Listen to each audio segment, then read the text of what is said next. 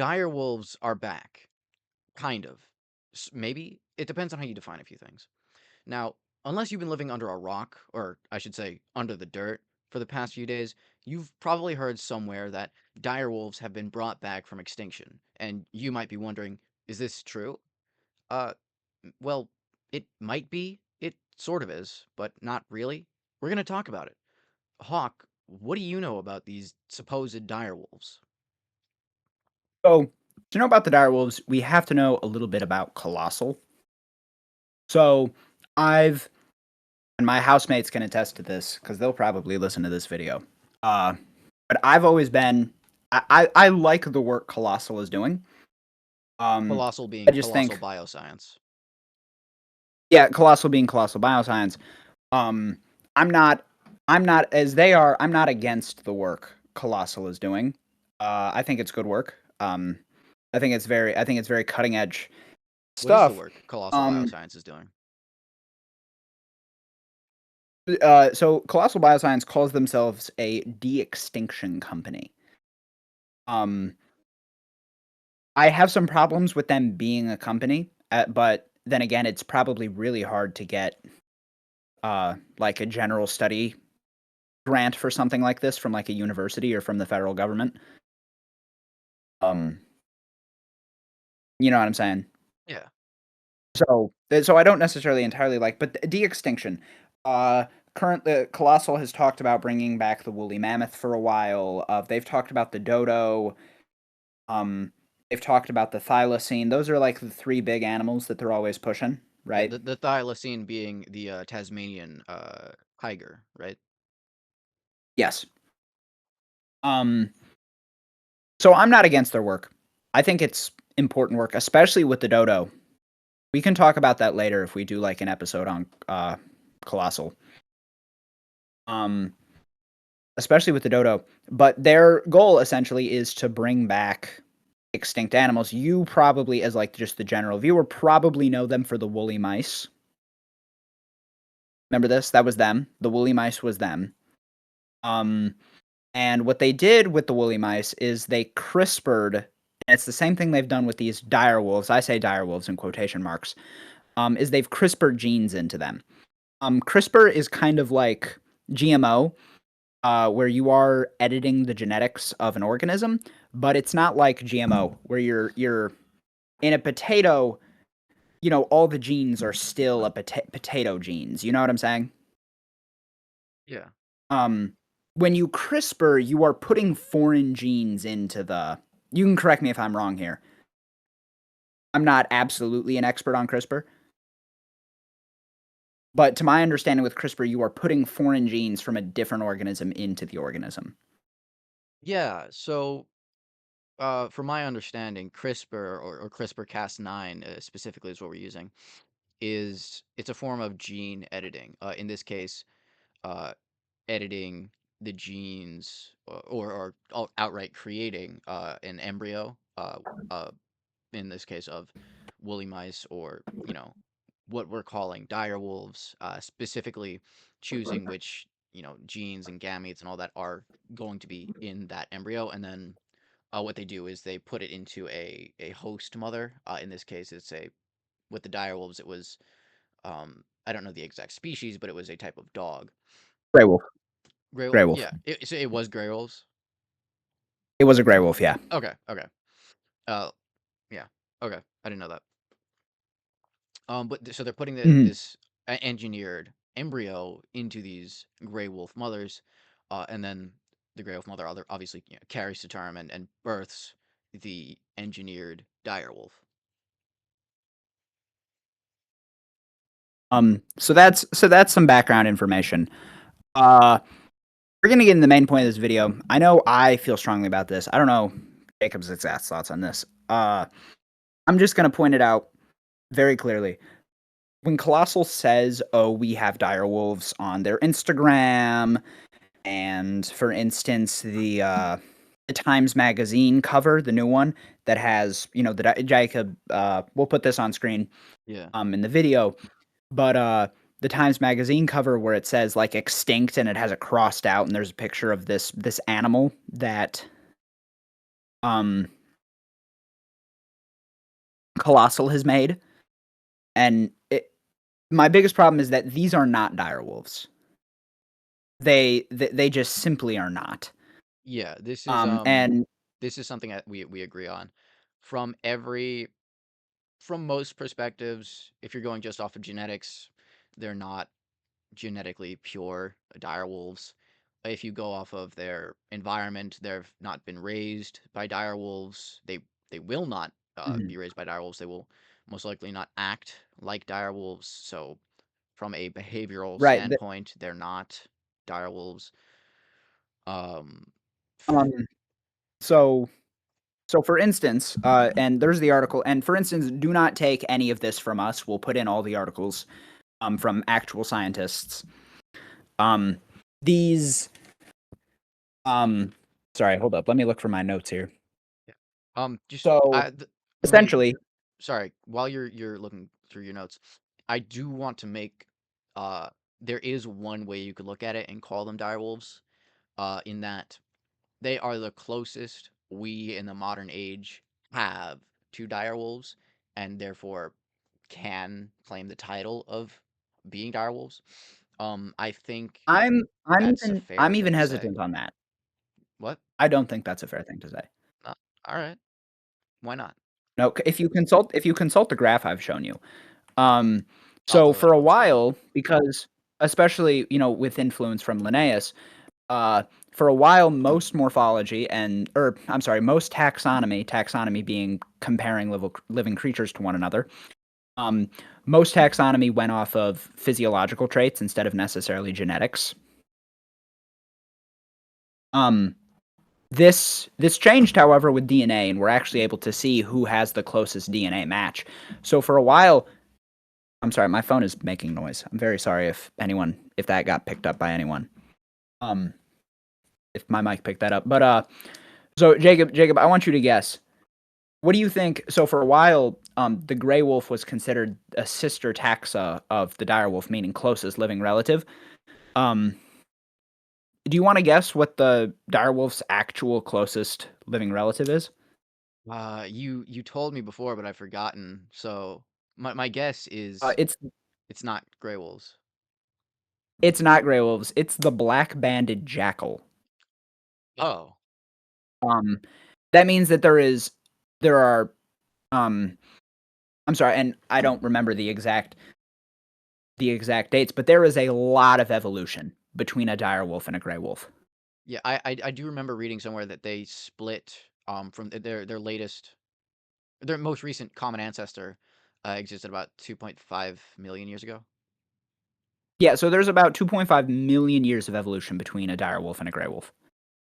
Um, the gray wolf not even being the closest living relative of the dire wolf. So I struggled to say that these are the closest. I mean, they very well could be. I'm not a geneticist. But we could put so hold up. We'll talk about this for a second. You might be able to say, "Oh, fossil fellas, you keep yapping about how these are not dire wolves. Like, um what exactly is Colossal done?" So the dire wolf or these pups, I'll go. What should we call them? Um, I'll call them their names, Romulus and Remus. They've been named. They have names, and like low-key fire names. Khaleesi as well was the third one. Khaleesi. I'm not entirely. Do you know what Khaleesi is? You know where that Khaleesi, comes from? it is from Game of Thrones. Because Oh, okay. that's where most people know direwolves from. Oh, okay. Um, I think Romulus and Remus is but Romulus and Remus, those are fire names. Yeah. Um, so Romulus and Remus have 21 genetic changes and 14 genes. That is what separates Romulus, Remus, and Khaleesi from a gray wolf. Uh, Now, I will say these genes are dire wolf genes. So it is true that we are seeing something that has dire wolf genetics in it. Um, so they got these genes to CRISPR into the dire wolves from a 13,000-year-old tooth and a and a 72,000-year-old ear bone. Um, so I'm not a geneticist. They very well could be the closest living thing right now to what a direwolf would have been like. Yeah, so on that point, according to Mhm. Dr. Beth Shapiro, no relation to Ben Shapiro, the Beth she, Shapiro, FYI, I would like to note this. Beth Shapiro does work for Colossal. yeah, Beth Shapiro is Colossal's chief scientist. And she has claimed in an ABC article that gray wolf cells are already 99.5% identical to dire wolves. Um, Mhm. Now, again, consider that this is an individual working for Colossal Bioscience, but they are still a scientist, a doctor.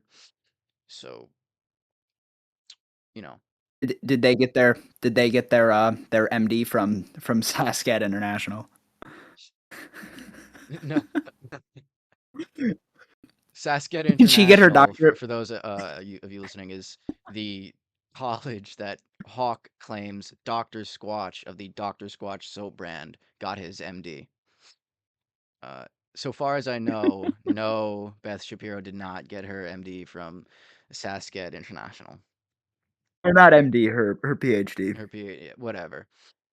Anyways, she claims, her and her team claim it's 99.5% identical to dire wolves. And in that 0.5% that isn't identical, they have uh, so they're doing genetic sequencing, right? And they're looking at the genome of a gray wolf, and they're looking at what we do have of direwolf genetics, which, as Hawk mentioned, we pulled from their bones, and they're essentially filling in the blank where it's different. They're making it the same, to the Mhm. best of their ability.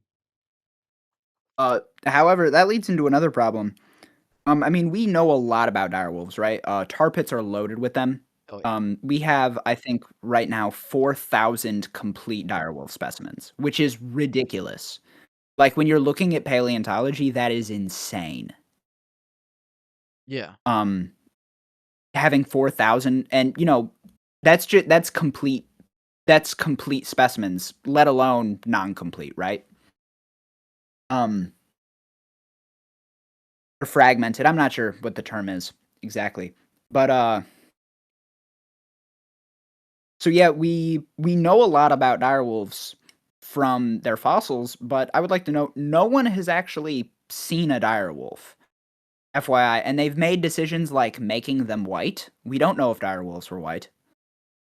Um, and I would like to ask, if I got the chance, I would ask Beth Shapiro why they decided Grey Wolf instead of the Jackal Um, to be the mother. I mean, my assumption for that is it's genetically the closest. I would assume uh, they're Uh, They're aware not. of the. We just went over. Well, Okay, there's okay, no way okay. they're Hold not on, aware. hold on. Just because the jackal is the closest taxonomical relative, does that mean it's the closest genetic match? Yes. Yes, this is 100% And true. its closest that if the direwolf were alive today, its closest living relative would be the black banded, Hmm, interesting. just like we are with bonobos. Hmm. Um, so what was I gonna say? I kind of blanked out. I think it's for a different reason. Uh, and this is just me being a little weird. I think it's because ultimately, because Colossal is a for-profit company, Colossal's ultimate goal is not to make the most accurate direwolf they possibly can. Colossal's goal is to sell a product. Yes, Um, this is true. and this will be kind of cheesy. The Jurassic World movie goes into this, and Doctor Wu in the Jurassic World movie talks about how they're talking about the dinosaurs, and they're like, and Wu says that most of the dinosaurs, that if they brought them back the closest they could, would be completely different. But the public doesn't want to see the most realistic dinosaur capable. the public wants to see the dinosaur that they're expecting, right? So InGen in the fictional universe created the dinosaur that people wanted, right? Um, and I think that's what's going on here. When people hear direwolf, and most likely because of Game of Thrones, they have a very set image in their mind, and the gray wolf is able to bring that about, as opposed to the jackal. Yeah. Yeah, That's that makes that's sense. why I think, because think about it, if you look this up, most images of these pups you're going to see is Game of Thrones stuff, and George R.R. Martin holding the pups, or the Game of Thrones cast with them, or there's another image of like the pups on the Iron Throne from Game of Thrones, and that's a bit of a problem. Like they've made this animal to push a product. Yeah. That's what Um, this really feels like. yeah, it's I mean, it it's no secret that they're a for-profit company. Ben Lamb, the CEO and co-founder, states, "We're not a foundation. We're not a nonprofit. We're not an academic think tank. We are trying to actually develop products and build technologies." So yeah, this is flat out the truth of Colossal Bioscience. Mm. They So like have, so like however, not to like rush to their defense, but they have worked to clone red wolves, which are a living endangered species, um, and Mhm, cloning for the sake of maintaining the population. So I would argue that they have, mhm. despite being a for-profit company, done some good regarding Yeah, conservation. I don't right, I don't necessarily dislike the work, but I just wish, as you just said, it was like an academic think tank, or it was like a group of people that could be held to a higher standard. Like a conservationist nonprofit. Yeah. I don't like, because um, yeah, I like the work. I'm not against the work like many of the people I've spoken to are. But or for instance, some of the people quoted in some of the articles we'll put down below are specifically against the work. I'm not. I don't know what your opinion on it is, Jacob. My opinion is still being formed, I think. Okay, Actually, fair. let's bring up some of the people who are against the work, or at least some of the claims as for why what Colossal is doing is unethical, or if not unethical, just not what we should be doing. Um, Mhm, there was one claim. The quote essentially went along the lines of, "These aren't dire wolves." I I'm trying to remember this. I should have it written down, but it was essentially along the lines of what they're doing with these produced direwolves is the same as if you took human DNA and put it into a you know, uh, an ape. I forget which one they mentioned specifically, but a close. did he say bonobo? He didn't say He probably bonobos. either said bonobo or chimpanzee. It was chimpanzee. Yeah, this is like if you put Yeah. the claim is that this is akin to putting human DNA in a chimpanzee, and the claim is that that would be unethical. Um, I I'm not making this claim. This is the claim of a bioethicist. Mhm. Uh, do I agree? Maybe. I don't know. I don't think it's really a quite comparable. Um, you know, Right. gray wolves and dire wolves to chimpanzees and humans. Mainly I would because like to ask him if he is also against like dog breeding, hmm, right? Because I feel like that would fall into that. yeah. Now here is what I a criticism I can agree with to an extent. When you're bringing back animals from who have been extinct for, well, bringing back, quote unquote, animals who have been extinct for 10,000 plus years, the environment they lived in no longer exists. So you're Mhm. putting these animals suited for, um, you know, what would be the mammoth steppe of 10,000 years ago, and you're putting them in an environment they're not suited for.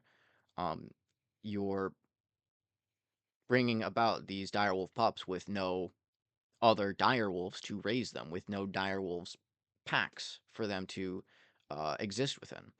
These are social creatures. These are pack creatures, and you are not giving them a pack to live with. So there's no way Right. for them to live outside of the little like 2,000 acre reservation they have. So I think they would be fine socializing with other gray wolves or with other dogs. maybe we don't know. I don't think that's entirely true. I don't feel like they'd be alone. But yeah, we don't, right? So like it is just you bring up a really good point actually. I know I kind of dogged on it for a second. 14 genes might not sound like a lot, but that can be a whole lot of Isn't it difference. like Like think what about it. we share like There's a 90% of our 2 genes with a banana, right? I think it's more like yeah, it's something like 90. There's a 2% genetic difference between us and a chimp. Yeah. Um so 14 genes can mean a whole lot. We don't know how this thing is going to act necessarily. We don't know um we don't know what it's going to look like when it's an adult. I mean, I so mean to far my understanding the oldest I think Romulus and Remus are the were oldest ones, born yes. in yeah, Romulus and Remus were born of October last year. Hmm. And Khaleesi is like fairly new. Khaleesi is still a puppy. Um from my understanding. Yeah. But we don't know what these animals are going to be like when they're adults. Yeah, this is I think that is them being adults. I don't think is the main. Where am I going with this? Yeah, you are right. We don't know how they're going to act when they're fully grown.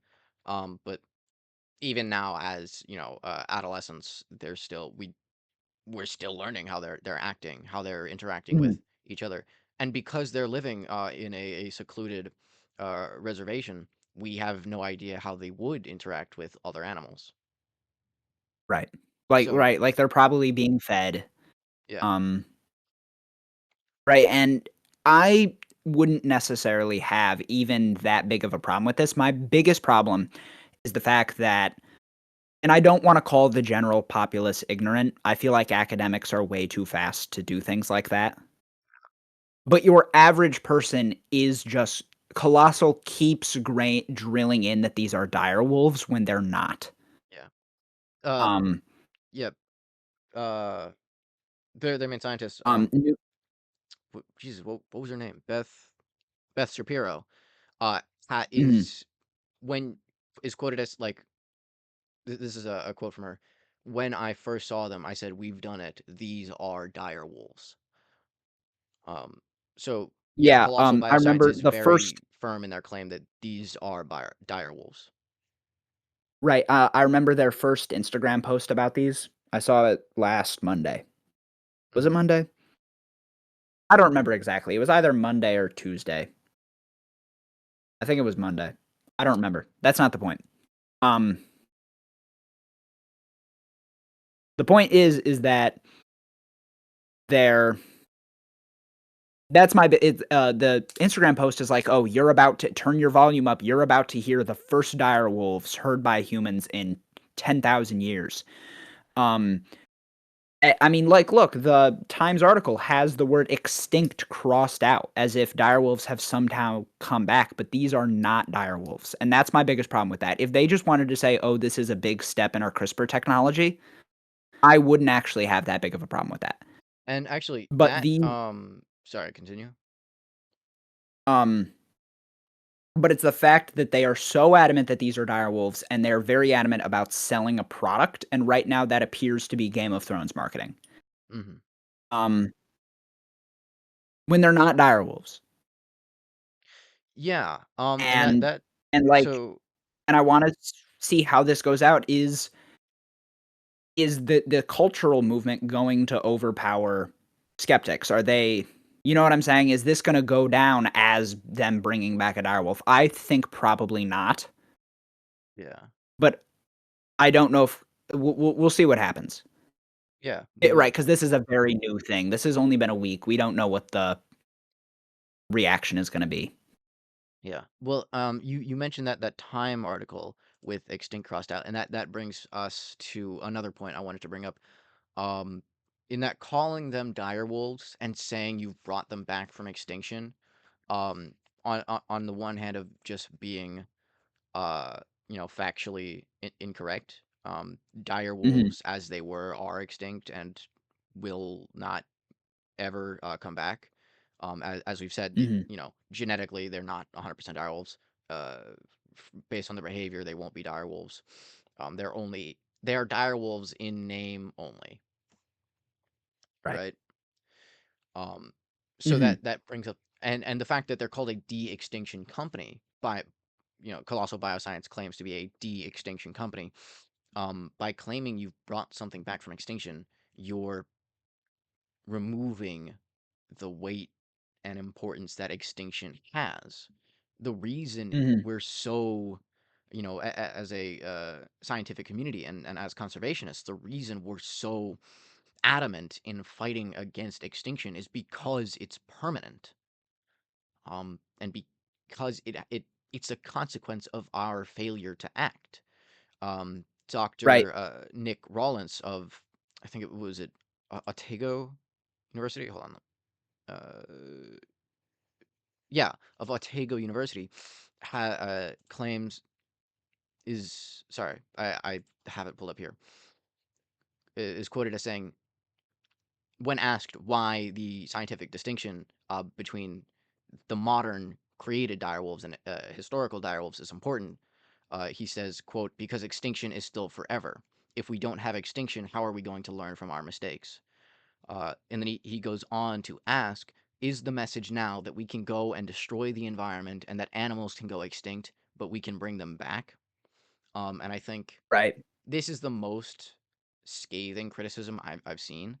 And not even Mhm. in that, like, in the language he's using or in his attitude, but just in that question. Um, and it's really the only criticism I've seen so far that I wholeheartedly agree with, in that, Right. in claiming to bring something back from extinction and claiming to be a de-extinction company, you are, again, as I've said, removing the severity of what extinction means, and kind of, Right. you're giving people the go ahead to just say, "Oh, it doesn't matter that this is endangered. We can just bring it back in a few hundred years." Yeah, like, is this gonna affect court decisions regarding conservation? Like, like, a lot of protected land is protected because endangered animal species live on it. But is that gonna be able to be overturned by appealing to courts and saying, "Well, look at these dire wolves, we can bring them back." If I I anything, I see where you're coming from. I highly doubt any judge would rule on that, against, mhm, um you know a, would rule in favor of removing protection from land, because mhm, we've never there's no precedent for that. We've never, like, had a legal precedent set by, oh, we could fix it later. A lot of the legal system mhm, and a lot of legal rulings are based on either correcting something that has already happened or preventing something from happening. Uh, mhm. so I do doubt that a judge would rule in that manner, but you are Okay, okay, that's fair. you are valid in bringing up that concern, because uh well, look at the court system now and look at, everything that's going on. So, Yeah, like, I don't want the fact that Colossal lies about these being direwolves to end up affecting, like, conservation laws. yeah. Now, again, to their credit, this same CRISPR-Cas9 technology can be and has been used to clone endangered species in order to, further conservation efforts. And Colossal has, like I said, they cloned red wolves, an endangered wolf species. So there is, good with this potential bad, but the fact that their main uh, mission as a corporation is to their main goal is not conservation, and I think Right. that's the biggest criticism you can levy against them. Yeah. Yeah, that's fair. Yeah, Yeah. I don't really have anything else left. yeah. Actually, while I kind of went off and, crucified Colossal there and de-extinction companies as a whole, but why don't we talk about a little good that can come from de-extincting, quote unquote, a species, um, in the, I think, somewhat ironically named Pleistocene Park. It okay, let's make it quick though. Yeah, yeah, we'll make it quick. That's So that's a Pleistocene. really long like, that could be, like, several videos by itself. This is true. The long and Um, short of it. You want to get the long and short? uh, I haven't looked into Pleistocene Park in, like, 3 years, Okay. uh, but, you can give the long and short of it. Yeah. Okay. So The TLDR. the TLDR of Pleistocene Park is it's a conservation effort to bring both living species and potentially extinct species such as the woolly mammoth back to specifically Siberia, but broadly Mhm, tundra land that used to be part of the mammoth steppe. The reason they're doing this is because uh, with woolly mammoths, for example, they went extinct and no longer live there. But a lot of these, there are other species such as ancient bison and horse that lived on the mammoth steppe and helped keep the ecosystem in check. Because as you mhm, may or may not know, all all ecosystems are a balance of flora and fauna of plants and animals. Plants grow and produce oxygen and whatnot. Animals they consume these plants and often other animals, and they keep the population in check and they keep growth in check. What Pleistocene Park is hoping to do is to reintroduce, like I said, bison, horses, and mammoths to Siberia in order to turn it from a tundra or a mossy forest, which are environments which aren't really great at, uh, collecting carbon or, generally managing the climate. They're going to reintroduce these mhm. species to hopefully return them to uh, temperate, not temperate, but grasslands and Grassland, yeah. yeah, grasslands akin to like the American Midwest in a sense, but not so dry. And the reason they're doing this is mainly to combat the climate crisis. As I mentioned, tundras and mossy forests aren't uh, ideal for our current climate. So returning to the mammoth steppe would potentially uh, severely or greatly reduce the amount of carbon in the air and the rate of at which the climate is changing and sea levels are rising. Okay, yeah, that was a pretty good summary. We could totally make an entire video, like, about the ethics of that, though. Yeah, Um, I feel like there are questions to be asked there, but the point being is that, like, I'm unlike other people I've talked with. I am not, like, necessarily against this type of work.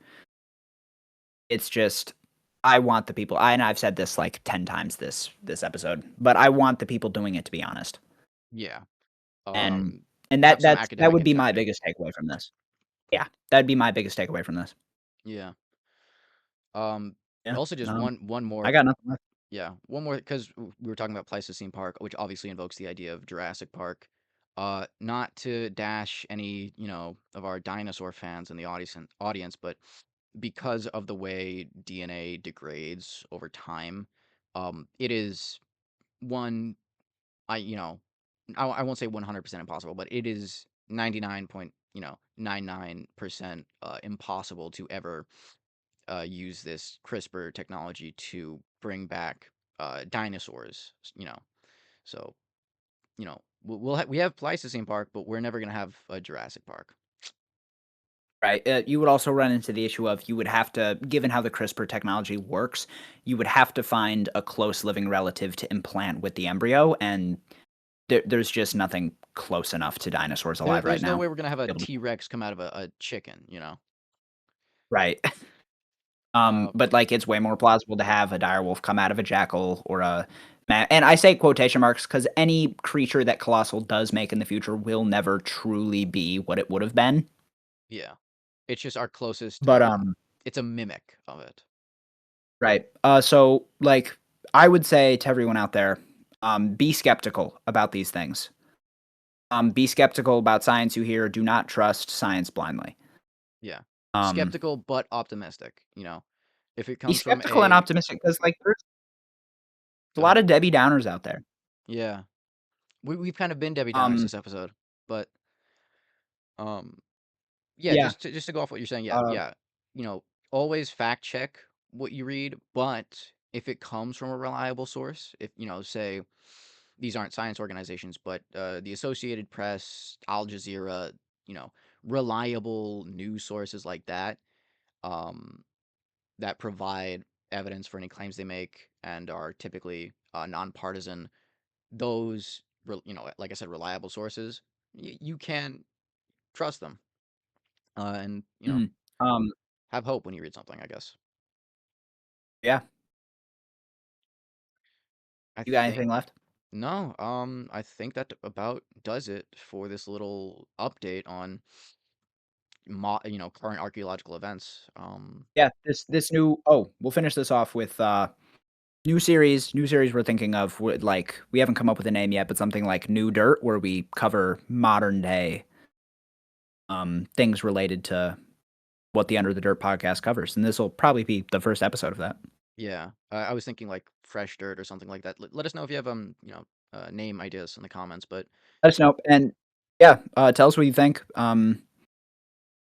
Let us know. You can DM us on the Instagram if you have any modern stuff you'd like us to cover, or ancient stuff. DM us on the Instagram, or let us or know in the send us an email, comments. or let us know in the comments. Um, yeah, I think that's a wrap. All right, thank you.